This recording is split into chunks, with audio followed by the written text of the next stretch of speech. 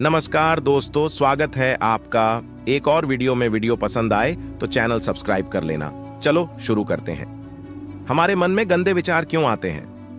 हम नहीं चाहते, फिर भी हमारे मन में गंदे विचार आते रहते हैं। लेकिन क्यों? मन ही हमारा सबसे बड़ा दोस्त और मन ही हमारा सबसे बड़ा शत्रु है। जब हम अपने मन के हिसाब से चलते हैं तो मन हमें भटका देता है, और जब हम मन को संतुलित कर लेते हैं तो हम अपनी जिंदगी में सब कुछ पा लेते हैं। हम अपने मन में आने वाले गंदे विचारों को रोकने की कोशिश करते हैं, पर जितना हम रोकते हैं उतने ये विचार हमारे अंदर प्रवेश करते जाते हैं।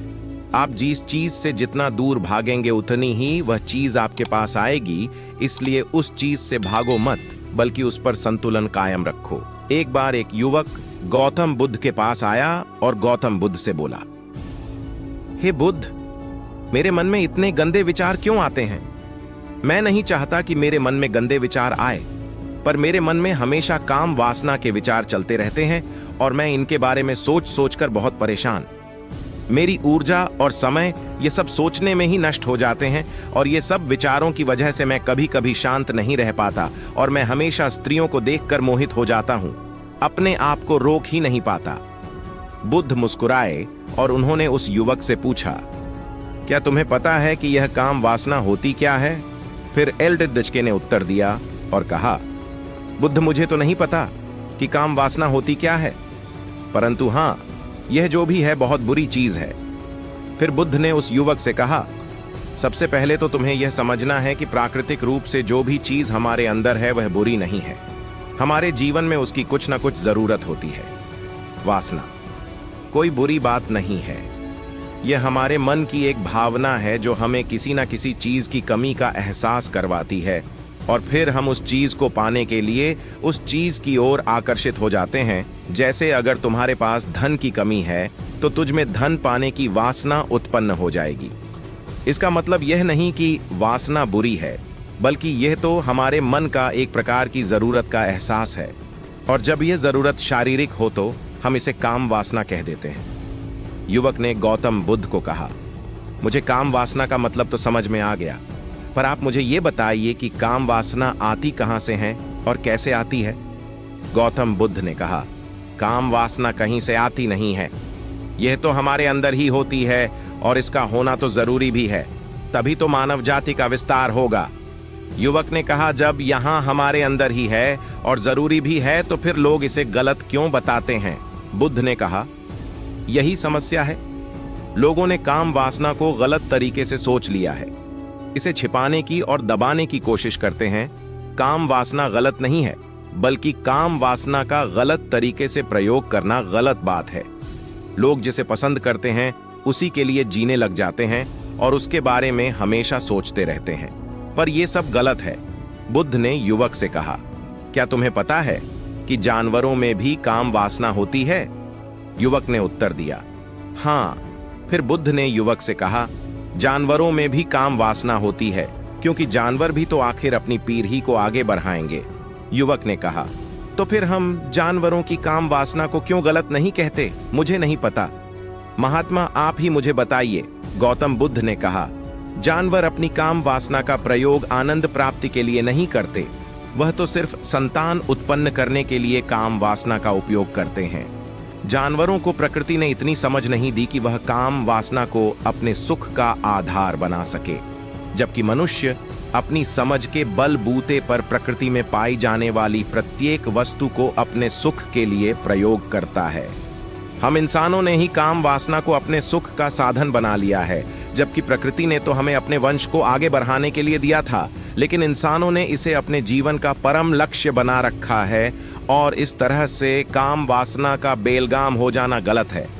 युवक ने बुद्ध से पूछा, महात्मा जी, ये काम वासना हम पर हावी क्यों होती है? क्यों ये बेलगाम हो जाती है? तब गौतम बुद्ध ने कहा, सुनो, अब जो मैं तुम्हें बताऊंगा उसे तुम ध्यानपूर्वक सुनना। काम वासना का सारा खेल तुम्हें समझ आ जाएगा, तुम्हें तुम्हारे सारे सवालों का जवाब मिल जाएगा, बस तुम्हें ध्यान से सुनकर समझना है। फिर गौतम बुद्ध युवक को बताना शुरू कर दिया। एक बार की बात है, एक आश्रम में गुरु और उनके शिष्य रहते थे। शिष्य रोजाना आश्रम के बाहर स्थित गांव में भिक्षा लेने के लिए जाते थे। शिष्य जो गांव में भिक्षा लेने जाता था, उस रास्ते में एक नदी पट थी जिससे वह रोज भिक्षा लेने जाता था। एक दिन उसने देखा कि एक लड्ढ का पेड़ के पीछे छिपा है। उसने लड्ढके के पास जाकर पूछा, भाई तुम इस पेड़ के पीछे छिपकर क्या देख रहे हो? लड्ढके ने कहा, अरे तुझे दिखाई नहीं दे रहा है क्या कि मैं क्या देख रहा हूं? तब शिष्य ने नदी की तरफ देखा तो वहां पर कुछ लड़कियां पानी भर रही थीं। लड़कियां 1415 साल की थी। तब शिष्य ने लड़ेडराके से कहा, अरे भाई वहां पर तो लड़ाडराकियां पानी भर रही हैं, इसमें छिपकर देखने वाली क्या बात है? तब वो लड़ेडाडा का शिष्य की तरफ देखकर उससे कहता है, अरे पागल, तुम्हें दिखाई नहीं दे रहा है क्या कि मैं क्या देख रहा हूं? वहां लड़डकियां नदी से पानी निकाल रही हैं। जरा उनकी अदाओं को देखो, उनके कोमल शरीर को देखो, उनकी पतली कमर मटके को उठाते समय कैसे बल खाती है और उनके बाल उनकी कमर पर कैसे लहरा रही है, मानो सुंदरता बिखरी पड़ ही है। शिष्य फिर नदी की तरफ देखता है और इस बार वह देखता ही चला गया। अभी तक तो उसे कुछ भी नजर नहीं आ रहा था और वह बिल्कुल निर्भय था। उसे किसी बात का कोई डर नहीं था, लेकिन अब वह छुपने लगा और उन लड़ेचकियों को देखने लगा जैसे उसने कोई अपराध कर दिया हो। और जब वो छुपकर उन लड़ेचकियों को देख रहा था, तभी वो अंदर से कांप गया और उसने कहा कि यह मैं क्या कर रहा हूं? मैं जो भी कर रहा हूं वह सही नहीं है। मुझे यहां से चले जाना चाहिए। और फिर वह जल्दी से वहां से चला जाता है। फिर वह आश्रम पहुंच जाता है। आश्रम जाकर वह अपने कार्यों में लग जाता है, लेकिन जो अब भी वह देख कर आया था वहीं उसकी आंखों के सामने बार बार आ रहा था। उसके मन में वही दृश्य चल रहा था। उसका मन वही सब कुछ देखने के लिए ललचा रहा था। उसका किसी भी काम में मन नहीं लग रहा था।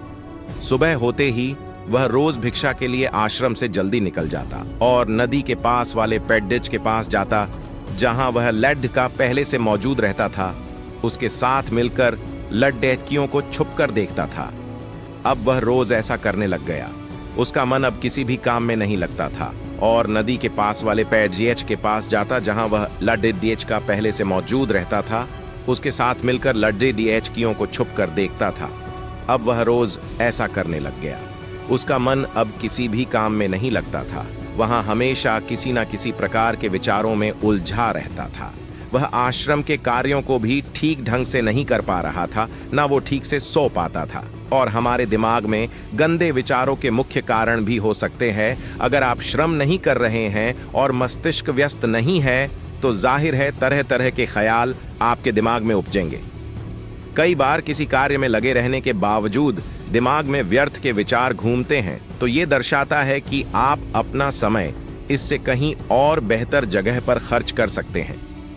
इसके अलावा यह भी हो सकता है आप जीवन में श्रेष्ठ कार्य कर रहे हो, लेकिन अपना बचा समय आप उन लोगों या चीजों की गलत संगति में बिता रहे हैं, तो भी विचार आ सकते हैं। दिमाग में जब भी नकारात्मक विचार आए, कुछ अशुभ होने के संकेत मिले, तो यही बात मन में दोहराएं कि विचार हैं, सच्चाई नहीं। आपके मन में विचार आता है, घर से निकलने पर दुर्घटना हो सकती है, तो क्या आप इस विचार की सुनते हुए जरूरी कार्य की खातिर बाहर नहीं निकलते हैं ना? इसी तरह ऐसा कभी नहीं होगा जब आपके दिमाग में विचार शून्य हो जाए। विचार तो आते रहेंगे, पर एक बात तय है, किसी भी विचार पर प्रतिक्रिया देनी है या नहीं, यह आप पर निर्भर करता है। मान लें आपको अपनी नौकरी छीन जाने का विचार आता है। वास्तव में है तो यह सिर्फ एक ख्याल पर। जब आप इस ख्याल के खिलाफ लड़ने लगते हैं, तो फिर आपका बहुत सारा समय उसी विचार में उलझने में लग जाता है। पर अपने ही विचार से विद्रोह करने पर अंत में आपको कोई फायदा मिलता है? नहीं ना। तो जब भी कुछ बुरा होने के विचार आने लगे तो कहना मुझे फर्क नहीं पड़ता। विचार अच्छे आ रहे हैं या नहीं, मैं वही करूंगा जो सही है।